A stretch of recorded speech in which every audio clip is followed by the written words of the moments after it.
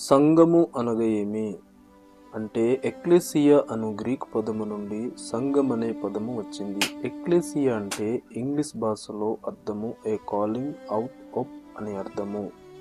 అంటే ఒక స్థితి నుండి మరొక స్థితిలోనికి పిలువబడిన వారు అని అర్థము. చీకటి నుండి ఆశ్చర్య కార్యమైన తన వెలుగులోనికి పిలువబడిన వారు. చీకటి అనగా పాపము. పాపమను స్థితిలో నుండి మరొక స్థితిలోనికి అనగా వెలుగు నీతిలోనికి పిలువబడిన వారి సంఘము. అపోస్తలుల ఒక సువార్త ద్వారా యేసు రక్తము ద్వారా అనగా పునర్జన్మ సంబంధమైన స్నానము వలన కడగబడి అంధకార సంబంధమైన అధికార పరిస్థితి నుండి మరొక స్థితికి అనగా క్రీస్తు రాజ్యం అనగా సంఘముగా ఉండుటకు పిలువబడిన వారి సంఘము.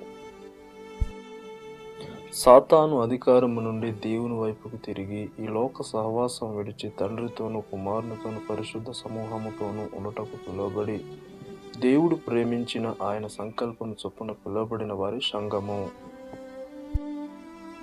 క్రీస్తు స్వరక్తమిచ్చి సంపాదించి క్రీస్తునకు లోబడుటకు పిలువబడి క్రీస్తు లాంటి కుమారులుగా ఉండుటకు పరిశుద్ధులుగా ఉండి పరలోక సంబంధమైన పిలుపునకు పిలువబడిన వారి సంఘము.